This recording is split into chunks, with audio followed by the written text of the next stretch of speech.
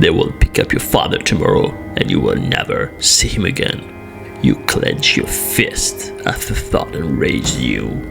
In this small outpost where you live, next to the forest, life is hard and unforgiving. You don't know much of the outside world apart from your small village. In fact, you know nothing. No one that ever left the town has been seen again. The only reality you know is farming the land and helping out around the village. Your whole life you've been told never to venture into the forest, that all sorts of horrors lurked inside and would catch you, never to be seen again. No one remembers when it started or why you live like this, but at least you're safe and you have food and shelter. Better here than what might live outside these lands. You wake up and get out of your bed. You can't sleep tonight. And the one thing you never understood or wanted is happening. Your father is part of the Culling. Every year, at the start of winter, 3 villagers are selected randomly. This time, your father was picked. You never understood why this has to occur and why they have to come and pick up the villagers at dusk on the first day of winter. This makes no sense. There has to be a way for your father to stay. Determined to not let this happen, you decide the next day to go see the village elder. May he grant you the respite you need. Or so you hope. You went to the large room and asked the elder, "My father will not go. I need him. There's got to be another way." There is none. Our way of life is dependent on this. You don't want to know what happens. It defines us. It's best to appreciate the life we have here and stop asking questions.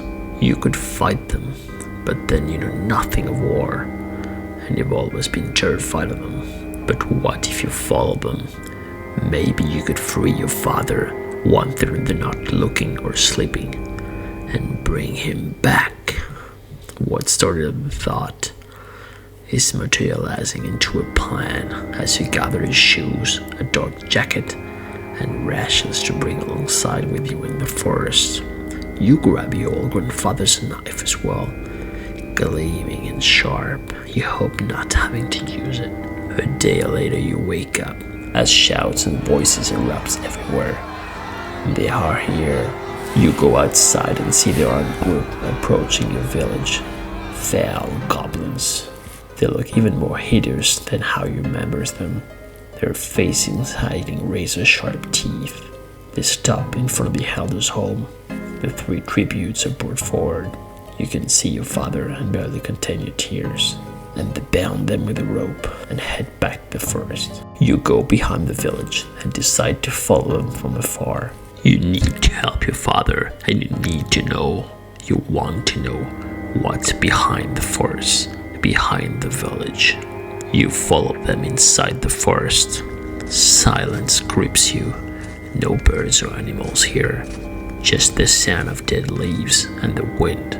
They advance in silence for an hour until they reach a clearing. You can see huts and the goblin village, and you hide away. They put the 3 people from the village in a cage and go about having a feast around the fire. What is this? What are they doing with the prisoners? Why do they need them for protection? None of this makes sense.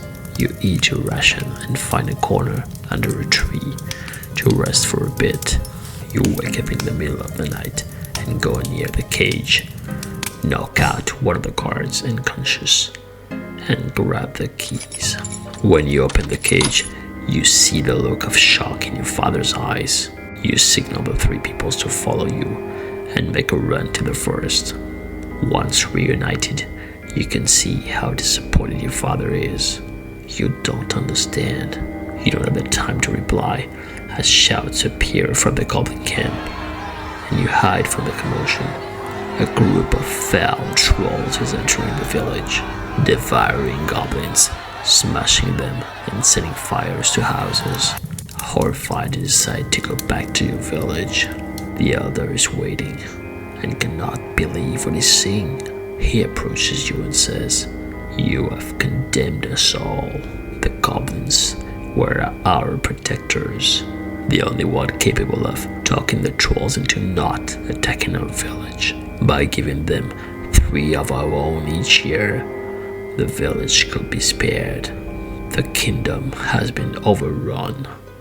Everyone is dead. As he finishes his sentence, you see a group of trolls exiting the forest and looking at you with hunger in their eyes.